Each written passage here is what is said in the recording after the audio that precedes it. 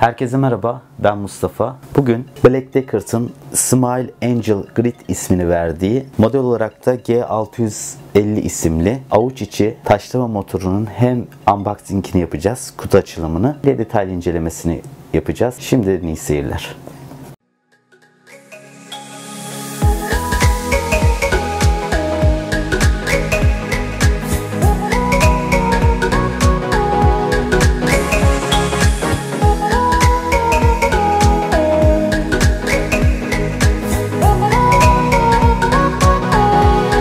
Evet, şimdi paket açılımımızı yapalım. Hakikaten ağır bir kutusu var. İçindeki malzeme gayet ağır. Şöyle bir açalım kutusunu. Kutusu da gayet kalın bir kartondan oluşuyor.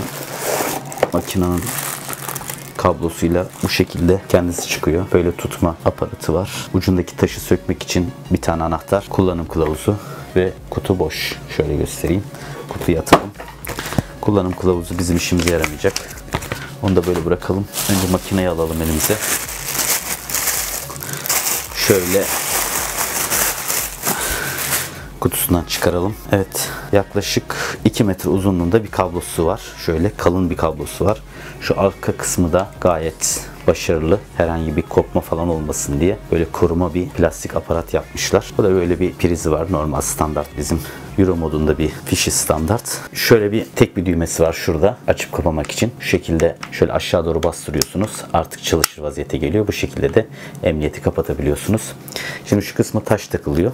Sökebilmek için de şurada bir tane klipsi var. Şöyle göstereyim ben. O klipse basılı tutuyorsunuz ve buradaki kısım artık kilitleniyor ve buradan böyle sökebiliyorsunuz şekilde. Burada bir tane aparatı var. Pul gibi bir şey. Buradaki kısmı tutuyor böyle. Çünkü üzerine gelecek taşı rahatlıkla kavruyor. Ben Nal buradan tabii ki 115 mm çapında bir tane taşlama aldım. Şu resimli kısmı şöyle size bakmayacak şekilde koyuyorsunuz. Yani resimsiz kısmı bu şekilde oluyor. Ve buradan da şöyle diğer aparatını şu şekilde bağlıyoruz. Tabii elimiz arka kısımda basılı tutuyoruz ki kilitlensin diye. Buradaki anahtarı da böyle anahtarla bunu sıkıyoruz bu şekilde. Şöyle. Evet.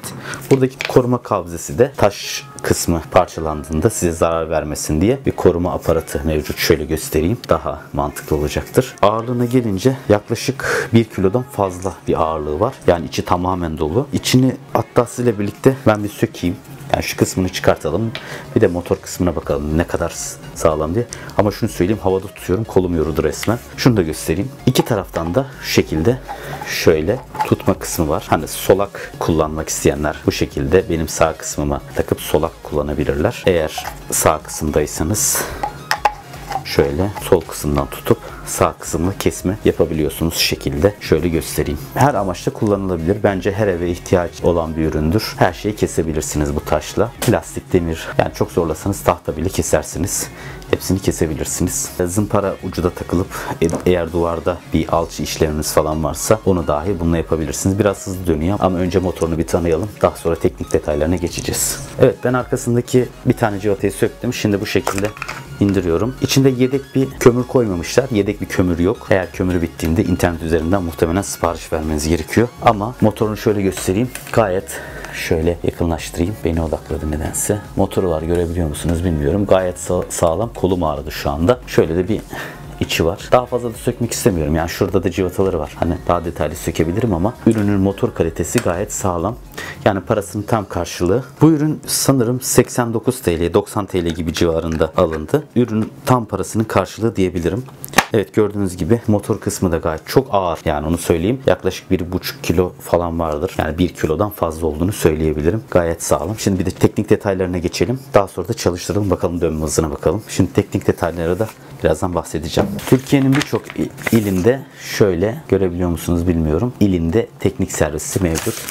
Hatta böyle birçok da bu ürünün jeneratörden tutalım da ağ kesme testeresinden, jeneratörlerden birçok çim biçme makineleri, zincirli testereler, araç buzdolapları, buharlı temizleme falan gibi birçok üründe ürettiğini söyleyelim. Burada bir garanti belgesi var. Diğer yaptıkları ürünleri de gösteriyor burada. Vidalama makineleri, zımpara makineleri, elektrikli süpürgeler, vay be, bayağı çeşitli ürün gamı var Black Decker'ın. Yani birçok ilimizde ilgili servisi bulunuyor. Ben Ümraniye tarafında oturuyorum. Ümraniye'de bile 2 tane servis var. Sadece Ümraniye ilinde, İstanbul Ümraniye ilinde. ve birçok Anadolu ve Avrupa yakasında da birçok yetkili serviste mevcut. Şimdi gelelim teknik detaylarına. Hemen şöyle teknik detaylarını da sırayla size anlatmaya çalışayım.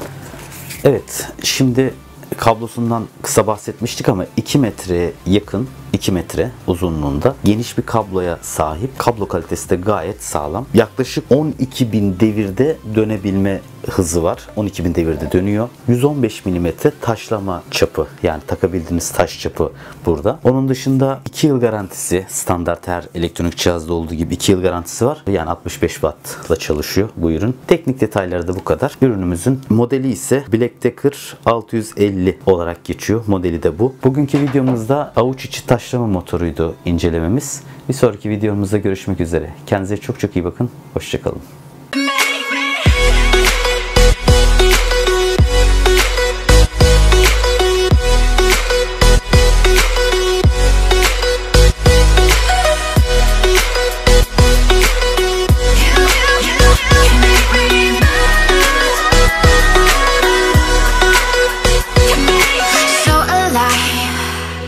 Make it last forever. Stop in time.